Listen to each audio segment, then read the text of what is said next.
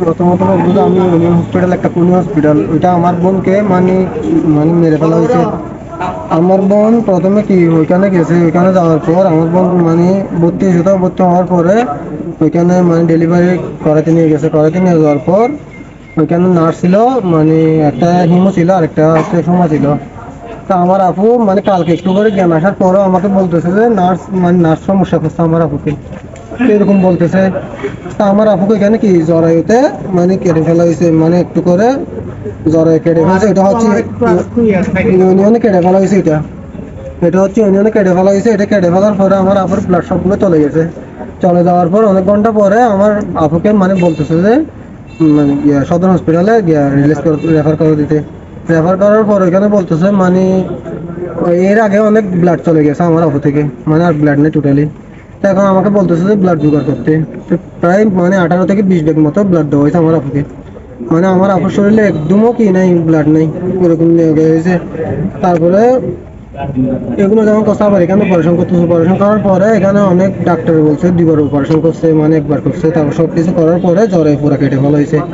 জ্বরে কেটে ফেলার পরে মানে আমার আবু বলতেছে যে মানে জ্ঞান আসতেছে না, মানে প্রায় 5 থেকে 6-7 ঘন্টার মতো অপারেশন করছে। অপারেশন করার পর কিছুতে কি হচ্ছে না, মানে জ্ঞান আসতেছে না। জ্ঞান না আসাতে মানে ডাক্তার বলতেছে চিরাং গিয়া করে দিতে হবে। আমি এখানে অপারেশন থিয়েটারের সামনে ছিলাম, আমার চাচি আর আমি, এখানে অনেক কিছু লাগতেছে বলে নিয়ে যাওয়ার জন্য। তো ওইখানে অপারেশন করার পর আমার আপু যখন জ্ঞান আসছে তারপরে বলতেছে যে ভালো হয়ে যাবে, এরকম বলে এসে নিয়ে আসছে। প্রথমে তো ওইখানে কি অবস্থা খারাপ করে দিছে, মানে জ্বরে হতে পেটে ফেলার পর আমার আপুর ব্লাড যখন ছিল না, অর্ধেক মৃত্যু অবস্থায় আমার আপুকে এখানে পাঠিয়ে দেওয়া হয়েছে। তো তখন আমার আপুর আর কিছু করার ছিল না, মানে ডাক্তাররা যা পারছে জ্বরে তরে কেটে ফেলছে এখানে এসে।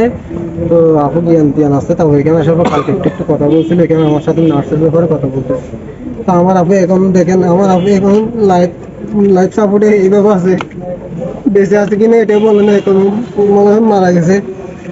তারপর ছোট বাচ্চা দেখেন, এটা এগুলা কি হবে আমার আপুর? প্রশাসনকে সবার কাছে চাই, আমার মেয়ে গেছে, আমার কোনো দুঃখ নাই, আমার দুইটা নাতি এই অবস্থা হবে।